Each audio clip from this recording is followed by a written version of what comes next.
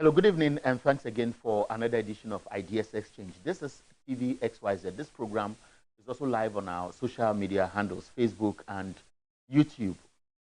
Yesterday, the Electricity Company of Ghana issued a statement. It was very specific that within the peak hours, that between 7 p.m. and 11 p.m., expect that your light can go off. It didn't really come with any schedule, so it means you are kept in suspense. And over the last few weeks, Ghanaians have been raising questions about whether Dumsor is back, and the pressure has been mounted on the Electricity Company of Ghana and government by extension to release a load shedding timetable. This is led by the minority, but what ECG has done is creating some confusion. Tonight, we have a conversation with somebody who appreciates the sector, especially because he saw it all from the time Ghana experienced one of the worst crises as far as energy supply and or power supply is concerned. He's a member of parliament for Elembele. He's also been with the Ministry of Energy for 8 years as a Minister of Energy, and before then, a Deputy Minister for Energy. Now, he's also the Deputy Minority Leader. And tonight, we want to have a conversation with him because from where he sits, he has some taps on all the sectors within the power industry. And so he has ears on the ground, he has experience from what we are witnessing, and he can speak to the issues. He's Emmanuel Ama Kofibua. Good evening. It's good to be here. Thanks for the opportunity. Yeah, anytime I speak to you, I am happy because it only brings to mind what I witnessed during the Dumsor days. Yes. When we're flying helicopters from Sakrani to almost every part of the country. Yes. And so on. Now, when you sit back and you look at the investments you made, the comment you went through when Ghanaians were actually angry, and what you left over with pride because you thought you would have solved the problem. What comes to mind today as we speak with all the noise about whether Dumsor is back or otherwise? What comes to mind is the crisis that was thrown at us, not because it was President Mohammed's fault, but because as a government, we were thrown with a challenge. It is important that we begin this conversation by understanding the history of the energy sector in Ghana.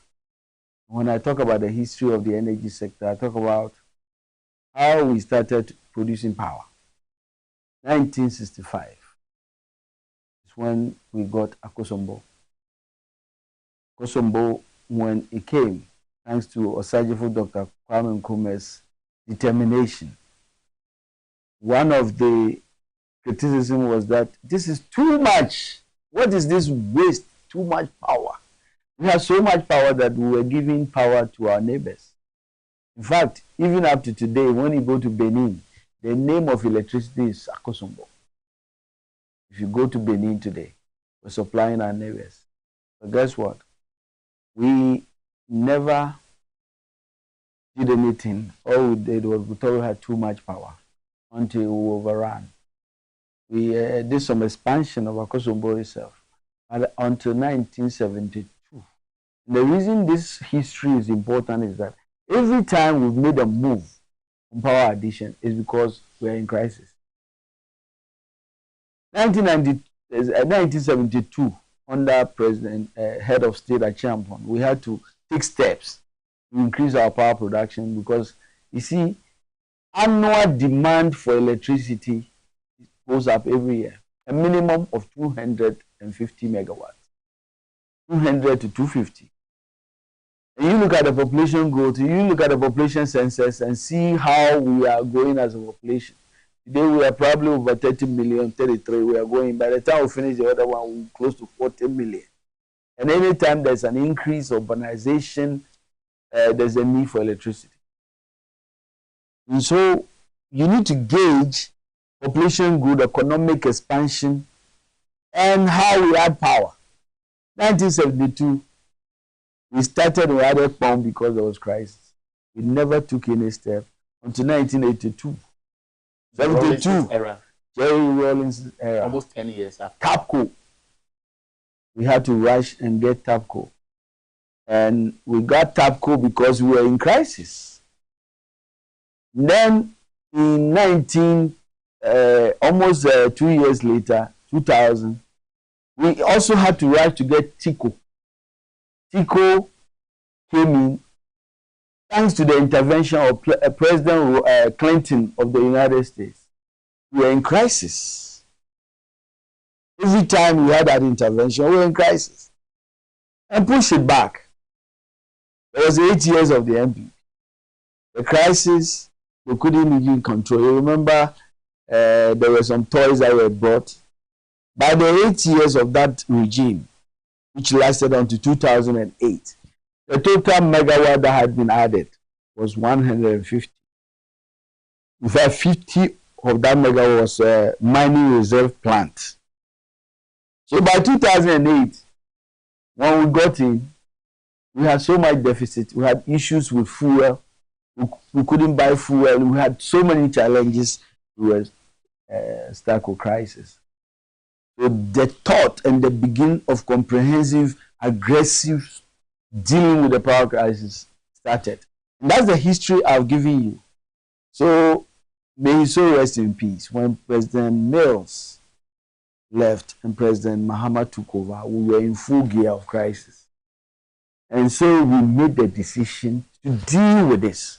Because if you look at the years and the gaps I've described, we at that point had almost over 1,000 megawatts of deficit. That explains the crisis, in addition to the fuel challenges, in addition to the systemic problems with the ECG. So at that particular point when we were facing crisis, when Ghanaians were angry, the Akosombo Dam, which was really we relied on, was really not helpful because the water levels had gone. Unfortunately, all the plants I described to you, TICO, TAPCO, they were all gone. They were not working as they should, and some of the plants were down, and so the deficit was huge. We couldn't produce enough. And so the aggressive move, number one, to deal with short-term solutions and long-term explains why we did what we did. Number one, short-term solution, emergency power infusion, 450. Today you see car power in Ghana. We will come to that, but I just want to go back a little to what may have been lost over the period in terms of projection. I remember the Rawlins's era saw the birth of Abuaze, where the TAPCO, the TICO, etc. came. Yes. And there was supposed to be the West African gas pipeline project. I didn't bring that portion in. So as we were dealing with this crisis, one of the key solutions, and remember that anytime we talk about DUMSO, it is not one thing that will lead us there. It is always a combination of things. In this particular period, the combination of things I'm talking about has to do with real power deficits. It had to do with the issue of gas or diesel. We were importing fuel, very expensive fuel. And at some point, Ghana made a decision that, okay, how do we find a solution? Well, we found a solution in Nigeria. And we invested almost $1 billion in the West Africa gas pipeline. We were convinced by the World Bank that your solution lies in making sure there's a pipeline to Nigeria. For cheaper oil. For cheaper gas that will come from Nigeria. For cheaper gas, power our thermal plants. Because that is if you are buying the thermal plant, you are using diesel, gas was cheaper, like half the price. We invested in the West Africa gas pipeline. Well, guess what? The gas never came. We had so much problem with the West Africa gas pipeline. We've had it even up to today. And all the challenges you know. So all of those solutions did not give us the solution. So under President Mills, and I'm now going forward, it is obvious we have crisis. Thank God we have discovered oil and gas. Nigeria has flared its gas for over 50 years. We made a bold decision. And I'm very happy that I, as a young man, had an opportunity to be working with visionary leaders who made a vow that there will be no flaring policy, and that we are going to monitor our gas. And that talk those times sounded so idealistic. But we did it. We made sure that we took some bold steps. You remember the debate in Parliament about how we were going to use Chinese money to do the gas, bring the gas 60 kilometers from the sea. That's the birth of the Atwabo gas processing plant. And then make sure we can do another pipeline 111 kilometers to Abuazi, Takoradi. And make sure we can do a processing facility that will process the gas, take the lean gas to power the other liquids can be used for other things.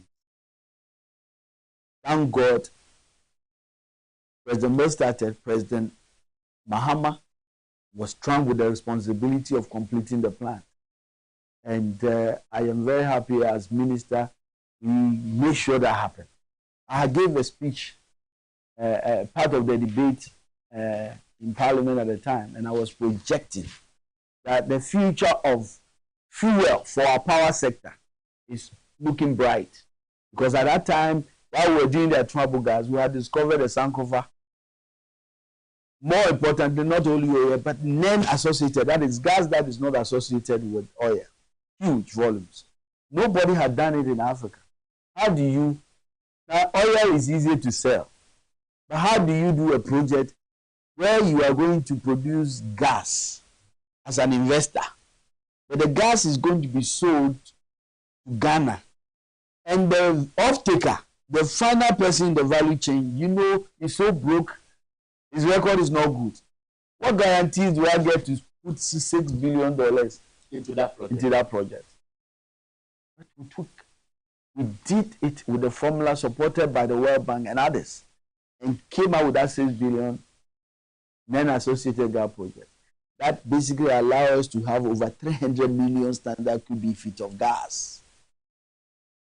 Savior of Ghana today. While we were doing that, we have brought AXA. We have brought the emergency plant. Mary, you remember Mary? $500 million of a project where our friends then were in opposition shouting, oh, this emergency plant is not the dupes. Well, today, Mary has been paid for and is now the property of the people of Ghana. Guess what? When we have paid 310 million of that 500 million, at that particular time, I'm trying to bring this because it's important. The MPP government led by President Akufo-Addo was in power. It was left with roughly 200 million to pay it off. They reconfigured this agreement and brought it to Parliament. We were coming to basically get the taxpayer to basically be saddled with $1 billion as a new arrangement. We call it a novation agreement. Was it not what got Ejakun out of office? This is what the president had signed, executive order, and Ejakun was supposed to come to get parliamentary approval. And when we in the minority exposed the government, the president said that he was misled and then fired Ejakun. Well, the reason this story is important is because today, Mary, which was criticized, is so good and important that the government says that is basically taking Mary almost 6 units to Kumasi, to a place called Ahumaso, basically make sure that the Mary plant will be used in the Ashanti region and the enclaves. It tells you the visionary leadership of President John Mahama.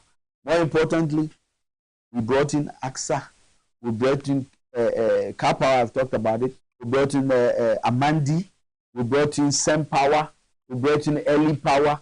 By the time we finish, over 1,000 megawatts. Stabilized power.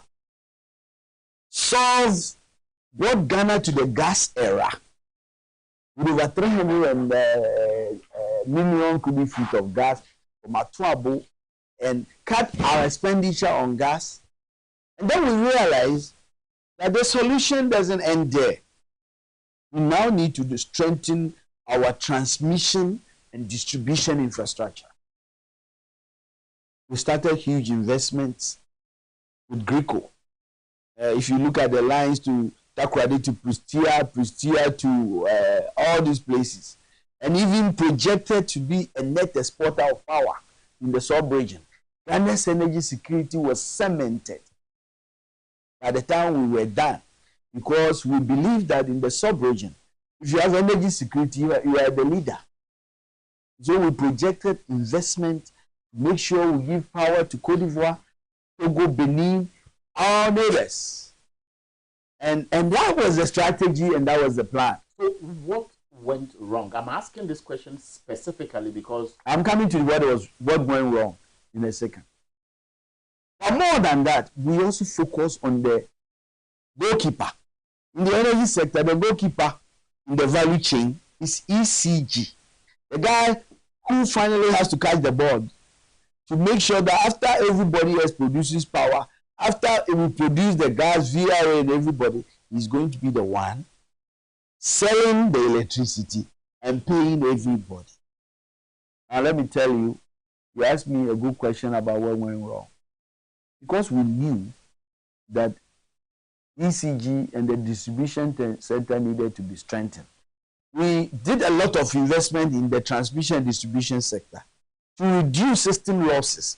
But more than that, we also brought 500 million from Millennium Challenge. You remember that?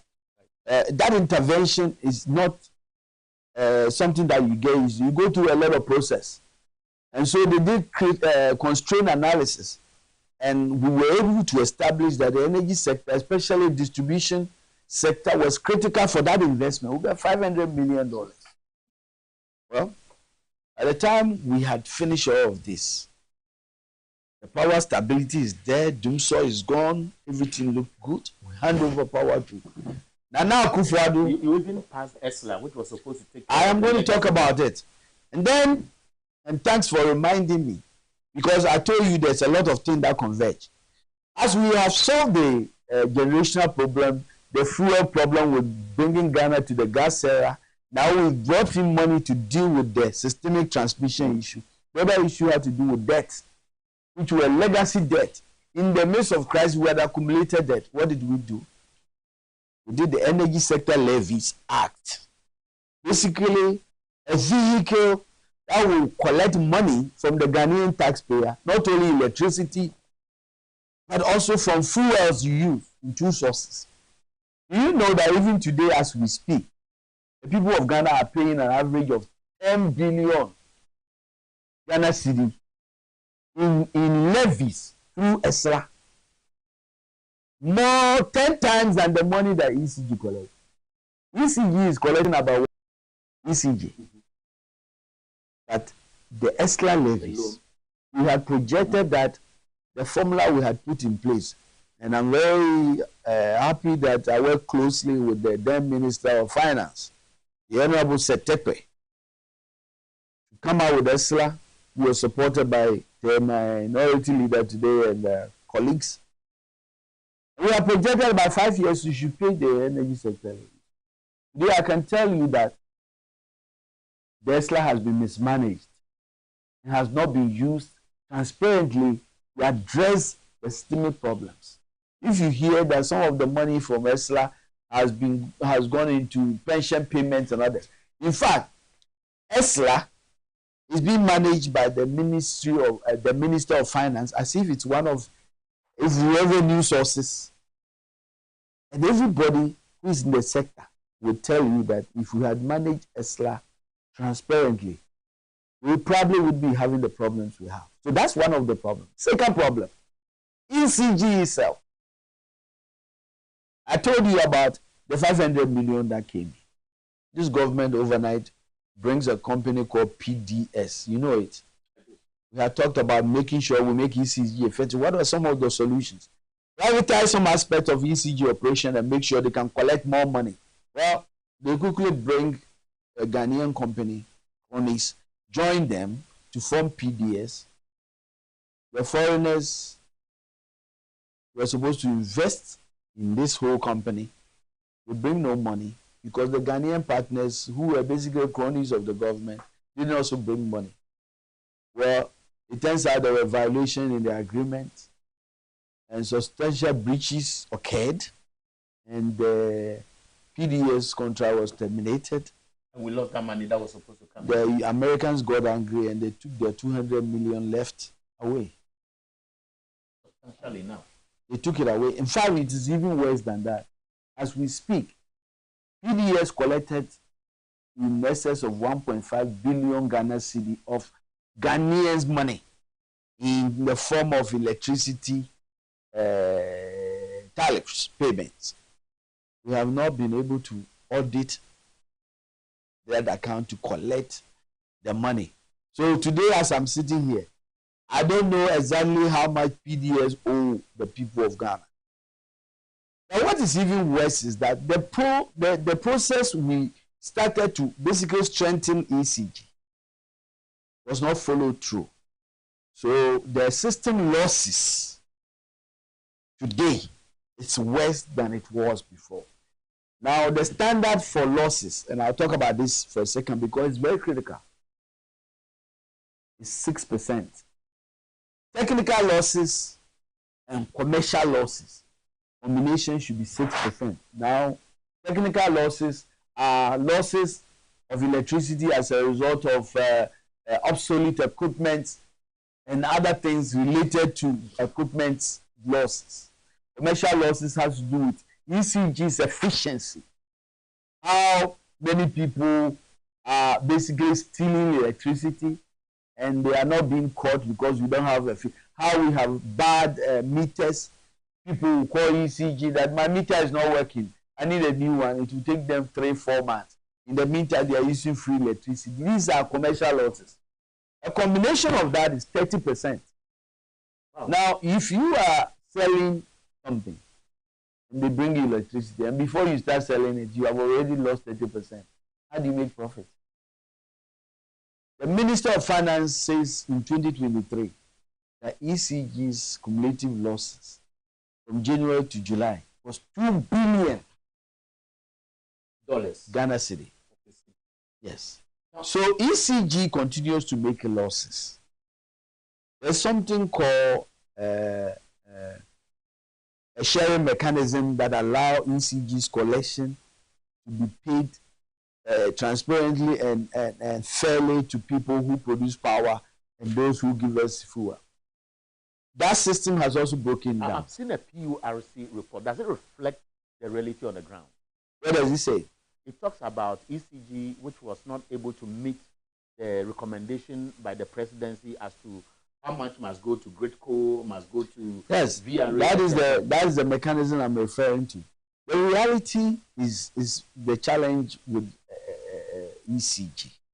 All the things ECG is doing, going here to cut power people, is neither here nor there. They must do more of that and be more efficient. But the inherent problem is with ECG itself. But the ECG, they must be able to address the efficiency issues by reducing technical and commercial losses, first of all, and then be efficient in collecting tariffs so that they can make profit and pay the power they buy. No, but ECG is suggesting, as many people suspect, that Dumso is not back. It is rather saying that about 630 of its distribution transformers are overloaded, and therefore you have to do some kind of upgrading when the power goes off. So whether the light has gone off because it is your transformers that are tripped, whether the light has consistently gone off because you know that you have a problem that is recurring, whether because today TICO and TAPCO have gone off. For example, the TAPCO plant went off because there was a spare part that they will have to fix. They basically dismantled the plant. And guess what? It took about 6 months for the parts to come, about 3 months for the parts to come. And by the time it came, that plant is not available. So you see, there's also a combination of planning, management issues in this whole problem. It doesn't matter what it is. The issue is that a combination of all of this is what really results in. The other important point, and I'm telling you this, and you can come and talk to me in the future. MPP has created a problem again. This is like history repeating itself. Can you clarify what exactly are you trying to say? The 8 years of the presidency of President Kufuor, I just told you the history of our journey. I told you that by the 8 years, they could not plan, as the Energy Commission had recommended, to make sure we are keeping up with demand for electricity in terms of our generation. The demand growth for power additions, we never match it. It is West under Kufuor, for example. But the MPP Because in the last, the MPP would disagree because they have consistently referred to excess capacity they are paying for. And so, what is the need to add more when there is excess capacity? These are the experts. These are the experts. Today, you should ask them.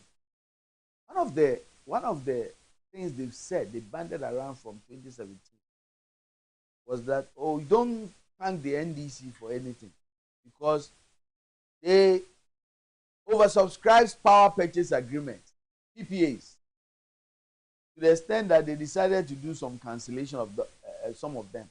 Remember? And as a result of that, GPGC, one of the PPAs that were signed, they hurriedly cancelled it. Ghana has been slapped with a judgment debt of $170 million US. Are you aware? I'm aware. And today we are paying for it. In fact, the Ministry of Finance just issued a check for 24 million the last month. Now guess what? How irresponsible will you be when, after talking about excess capacity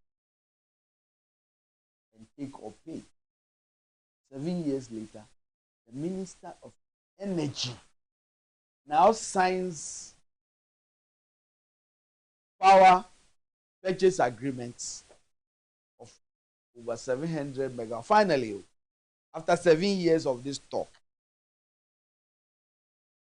somebody should ask the minister, what is the basis of signing a new agreement to produce power when you have said for 7 years that there's too much power, we can't even use it for the next 30 years? What is the basis?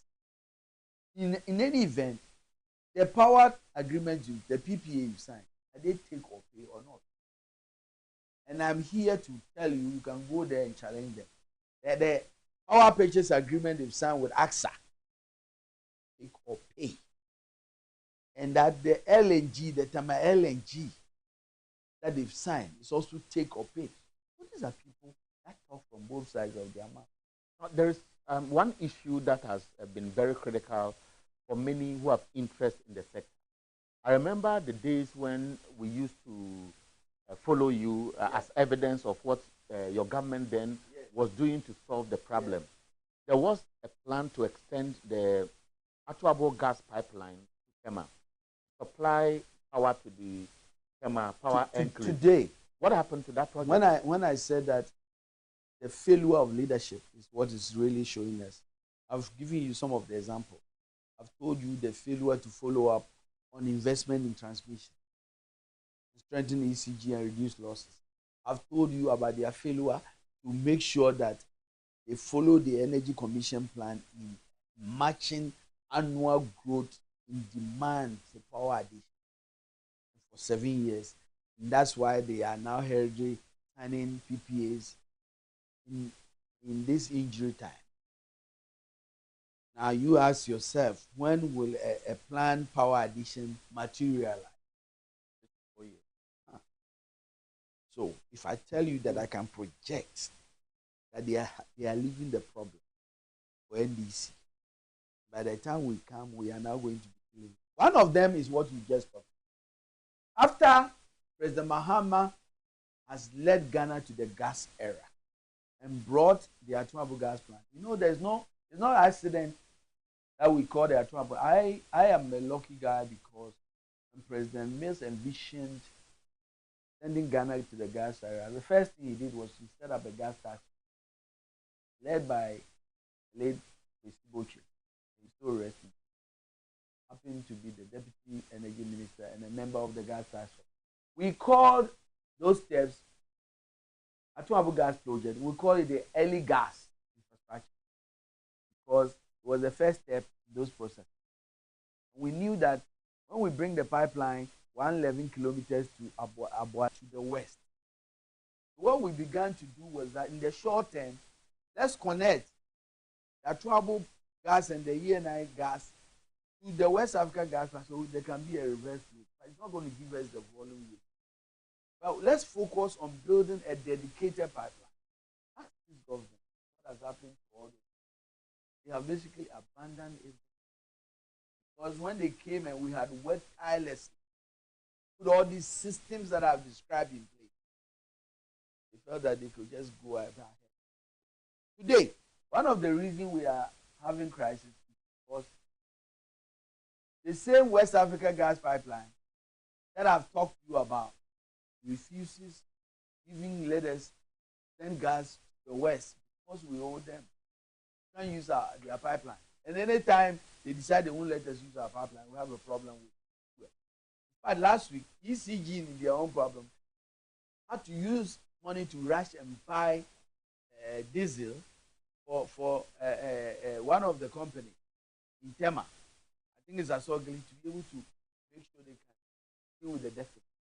So we have a problem that has not been fixed. We have a problem because the infrastructure plans we had put in place addressing the fuel issues were not followed up the way this government should. And so there's gaps in those reverse flows. We now have gas. The plants in Tema are struggling to get enough gas from the West because this government failed to follow through on our plan. We have a problem because this same government, ESLA, energy sector levies, that is supposed to also be a huge chunk of money. And we continue to pay. I've described it to you. We are getting 10 that money pay a lot of this. We understand it's being collateralized. So how much is left? But that is now we have something called ESLA PLC. Unfortunately for ESLA PLC, they don't even see the money. They are like management company. After the Ministry of Finance has used the ESLA money in all the different directions, they come and say that, oh, okay, this one here, this one. The bottom line is that the ESLA. Now I'm calling for a transparent management of the levy. Not only by the Minister of Finance, but the Minister of Energy and energy sector players a need to create a very transparent body to manage us, make sure we can specifically deal with all the indebted. That was the plan. So that there can be an end game to this long payment of levies by the people of Ghana. We just brought taxes to the tune of 11 billion in this past budget. Saddle the overburdened Ghanaian with more taxes, almost 11 billion. The people of Ghana are struggling, and we must plan well for them. So, in the nutshell, the story I have given you is that because of a failure of leadership in the energy sector, all the things we've done with generation, all the effort we put in place in the gas sector, all the investment we've done with the distribution and transmission sector, all the financial formulas we put in place in terms of excellence, lack of leadership has combined to bring us to where we are. Lack of leadership, lack of investment, lack of focus has brought us to doomsday. That's where we are. That sounds very worrying. We'll be taking a short break. Now, we are about wrapping up this conversation, and the second part will not be too long. We'll be looking at what is the former energy minister, now deputy minority leader, taken from stakeholders in the industry, from the independent power producers, from the VRA, from Gridco, from ECG itself, and even within government, i.e. the public sector, about concerns about how far we've brought our power sector and what lies ahead. The challenge the next government is most likely to face. And if there is hope, I'll be back after this break.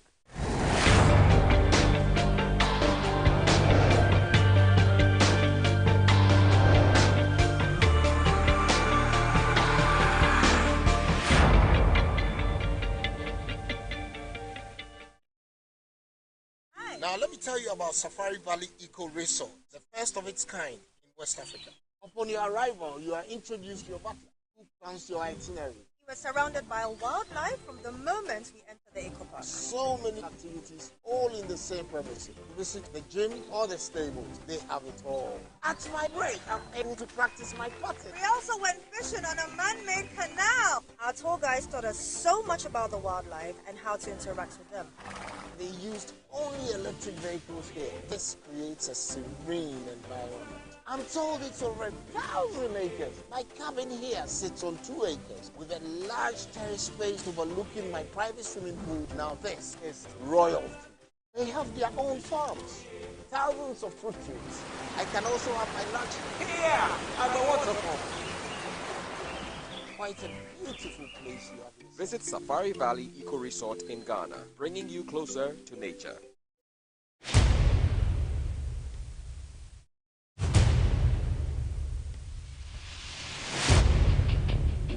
The average human body mass should have at least 60% water for optimal performance in any physical or mental exercise. We can help you maintain it naturally.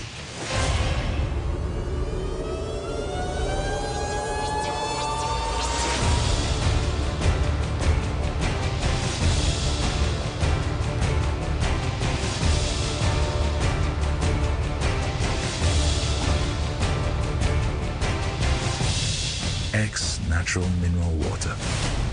Simply natural. For bulk purchase, call 0596 273 546 or 0596 273 547. This advert is FDA approved.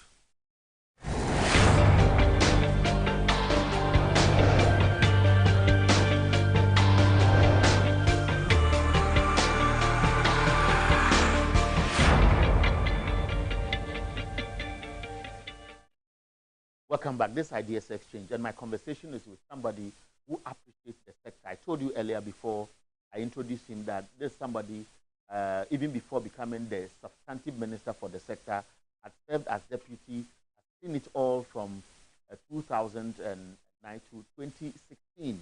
And of course, he prides himself as one of those NDC leaders who feel they solved the crisis, and today they should be in pain if Ghana is going back the old days, which you and I would obviously not be happy about. In fact, in my research, I came across what government has published as the 2020 electricity supply plan for Ghana. It talks about demand, it talks about a number of issues, a national interconnected transmission system, it talks about requirements for grid reinforcement, distribution systems, medium-term supply, and makes recommendations. And one key recommendation was about getting access to cheap fuel to supply our plants that produce power.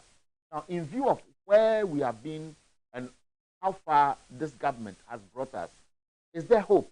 And that is the question I want to take to Emmanuel Ama Kofi Boa, who is my guest. Now, if you look at all what we have seen, from the investment made, the neglect, the lack of proper management, the losses we have incurred as a result of bad decisions, i.e. PDS and losing over $200 million, then our failure to invest in visions that were supposed to supply gas from, let's say, Atuabo gas through Tema Power, from Abuaze Power Enclave through to Tema, and all what we are facing today.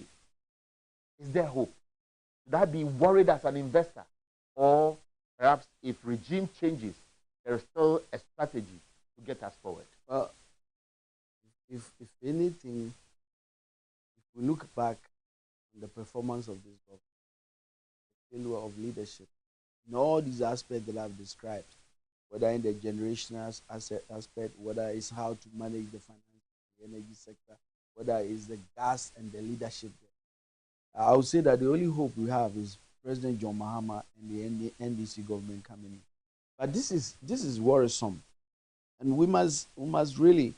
I mean, if anybody told me that after so many years of struggle to get independent power producers, remember it was only government who was producing power, and we had to struggle and convince the private sector come to Ghana, invest in the power sector, and the effort that was put in place Today, we have strong independent power producers who are producing power and they are not being paid. Today, we are taxing Ghanaians to the tune of over 10 billion every year on levies. Yet, there's no solution in sight. Today, ECG, which will lay the foundation to reform and strengthen and reduce their losses, has technical and commercial losses almost over 30%, where the standard is 6%. ECG's losses completely unprecedented. ECG is not able to collect enough to pay for the power that is supplied. They take 100% of power, and before they start selling it, 30% is already gone through losses. You will go ahead. I know this interjection may take your thought to another angle, but it will still come back. Otherwise, I'll prompt you. For example, because we were talking about commercial losses, as we speak, ECG has served notice about 91 public health facilities will be disconnected. I don't know whether you are privy to this information. And it includes Kolebu, 37, Rage, Manshia Government Hospital, Konfanoti Teaching Hospital, talks about Central Regional Hospital. In fact, almost every major referral facility. They are saying they owe them over 261 million cedis. Could this be blamed on ECG for failing to collect? Crisis leadership. See, for example, they came to the Parliament of Ghana.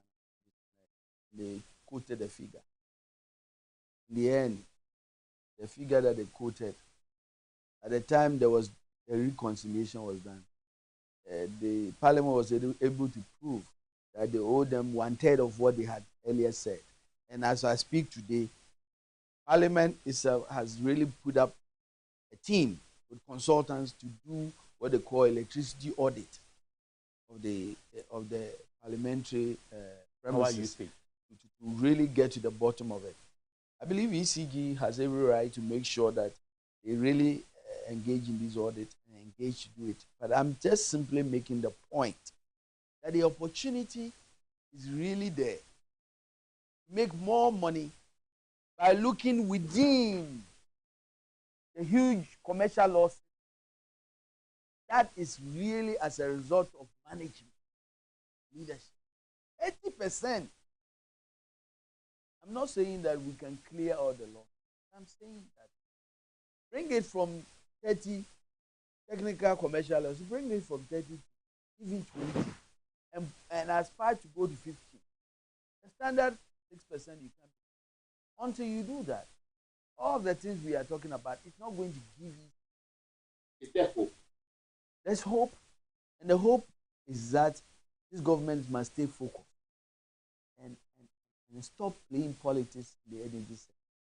Because you see, the people of Ghana, there's only one thing that I learned in the energy sector, especially when it comes to power, to resolve. It is not what you are telling the people of Ghana, it's what they are feeling. When the players, the government was saying, there's no doom, so don't listen to the NDC minority. Well, you go and tell that to the people who were at the Cape Coast Stadium. You go and tell them that there was no doom, so. So you see, this government must stay focused and deal with all the issues I've talked about. There's failure across board in the energy sector. Today, unfortunately, thanks to the leadership of President John Mahama and the late President Mills, had projected that the next 25 to 30 years, 300 million cubic feet of lean gas power thermal plants is assured. But beyond that, what has this government done? Unfortunately, just 9 months, President Akuffo, you tell me that there has been a serious addition of gas to the two major projects we've done? Can you tell me that the 3 producing fields that was bequeathed to President Akuffo, which is really depleting at a fast rate? We are now close to 50% of the oil which has sustained this government free senior high school. Unfortunately, all this noise and talking, almost the 8 years we see President Akufo-Addo, yes, he will tell you that the Greater Jubilee is some expansion. Yes, but that's not a new oil field that has been added.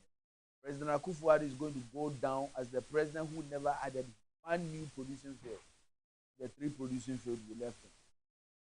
At the end of his term, he will be remembered as the president who drove away huge players in the oil sector. Today, ENI has left Ghana and sent its headquarters to Cote d'Ivoire. Even the low-hanging fruits. It's sad. When we almost ready to start the production of the Hess field, which later became the Ake field, when the Cote d'Ivoire issue, the boundary issue, the boundary dispute, he saw the leadership that was provided. Thank God, we won it. But for the leadership that was provided by President Mahama, initial decision, go in the direction they go. And let me give this government credit. Of course, when they came, they followed through on the They kept the legal team. And Ghana actually saved close to $10 billion. $10 billion in assets on the ground. Cote d'Ivoire had won. That whole 10 field and all those development were gone. And guess what? That field was ready for us to give it to Ake country and somehow put a spell on this government. The agreement that has already been there, they come to parliament, basically change the agreement, give these guys all sorts of concessions with the promise that they were about to produce.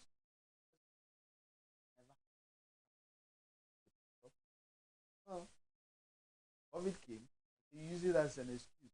At that point, they had gotten all the things they so that even that low-hanging fruit was not that. Today, when you tell them that this is the failure, they go and talk about the energy transition and the fact that people are not investing in the energy. When you speak to John Mahama, who is a good friend of yours, when you meet him and you are having an informal conversation about where we are with the power sector, does he feel the pain after all the insults, all the pressure that? Well, I think that I feel very blessed to have worked with President Mahama. Very focused, very disciplined, very dedicated to the cause of Ghana. And when he says his mind something, he does it. He was so focused on solving this problem. I remember the nights, the 2 a.m. phone calls. Well, wake up. And I'll tell you one funny story. We're in the middle of the crisis. We're looking for quick solutions. And I had traveled to met a group that says that they have a quick solution. And they took me to a plant which was more like a ship. Yes, well, later it became car power in Ghana. So after I had gotten the briefing and saw the power they were producing in Lebanon, I just finished the plan. And they were able to see that they did that within 4 months. So I was coming to give me a miniature car power plant that I can bring to Ghana. I was so fixated that in the plane I was holding the miniature car power. I wouldn't put it down. And when I got to Ghana, I was really around 10:30, 11 p.m. Went straight to President Mahama. And, as usual, the president had worked so hard. It was almost after midnight. How do you go to the president's house? When did they sell the president? Today he's traveled to the north. He just came. He has had meetings all day. I said, listen, talk to him. I can't sleep without talking to him about car power. With your trophy. My trophy. And, the security went in the north. He said, let's walk him. I went in and after my briefing, to bring the team to come and give us a presentation. The team came, we brought Nene here. Look, the guy asked them all the questions in the world. All the consultant did the cross-check, due diligence, and the rest was history. That is the level of dedication. In fact, I can testify to it because I remember that in the heat of whether indeed the car power ship was being built, Ghanaians were very critical and many people were suspicious that it was a hoax. And so a team of journalists were asked, and I'll share the pictures of me at the factory or the plant where they were building the car power ship. It was a team of journalists from Daily Guide to Radio Go to Joy FM, a set of journalists who were selected. And the pictures you see on the screen shows what we went to see, because at that time, government wanted to demonstrate to the people that, look, it meant business and it was building that car power ship from scratch.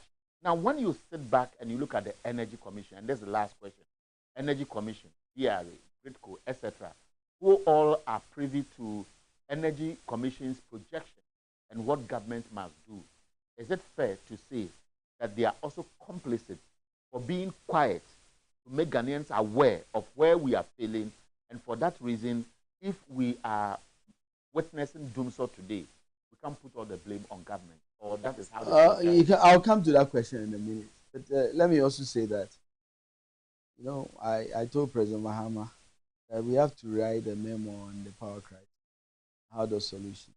It wasn't without heartbreak. When we were close to finishing, let me use the opportunity to thank the CEO of Ghana Gas at the time, Dr. Sipanyanke, who also worked so hard. When we were close to finishing the Atuabo gas, the last shipment of equipment that was bringing some of the items, somehow fell from the ship into the sea. The manufactured equipment, that meant delay. It means that we have to go back to square one. We had already projected timelines to make sure when the plant will be ready for gas to flow. A ship that is bringing the last remaining parts of this project, basically, the ship didn't get an accident. Somehow, challenges at sea saw some of these very important parts fall off from the ship into the sea. It was almost like losing the vital part. And I have to tell you, really what it took to make sure there can be a fast track development of those parts, to make sure we can really catch up with the timelines we had set. People worked tirelessly. The people of Ghana must know that. But to your question, I won't blame a lot of these institutions. Today, on a daily basis, you're getting all these messages. Last week or so, I think I had an interview on Joy program, and before I did, there was one of the, a friend who said, "Oh, I work ECG, but I can't talk today. He just rushed to buy fuel for." Other than that, there will have been almost 400 megawatts in deficit. I said, I know. Before that, I had picked it up. The frustration by these agencies is always there. But as usual, if you are not careful, you'll be asked to proceed on leave or something. So, a lot of them are very quiet. We have to get to a place where technical people will bold and we have the freedom to do their work and speak when they have to. We are not there yet. Okay. So that's how I conclude this conversation with Emmanuel Ama Kofibua, MP for Elembele. Of course, what I'm taking on the ground is that the people in the area are appreciative of the role he has played in transforming the entire community, in fact, to many parts of the Nzima area, as a citizen and to a committed person who has raised their image as a people, specifically because of the strategic location of the Atuabo gas plant, for example. Now, the issue about who he is now, of course, all of us know is the deputy minority leader, and of course, somebody who will be in the history books as one of the few who played a critical role in solving our power crisis, which is now coming back to haunt us because of few things we have done. Many people will classify as pure mismanagement. While you go to bed, I pray that your light will be on. And if you're a businessman, he says there is hope because those who manage of it are still there and they are most likely to win the 2024 elections. And in spite of the debt that has been created, there is some way forward. My name is Eric Ahianyo, and thank you very much. Thank you. For this It's good to Yes. always talk to you. Very good to talk to you. From day one. I've been there from day one. And so when it comes to the energy sector, I can tell you that I'm not an expert, but I appreciate what we've been through over the years. Good night. Bye for now.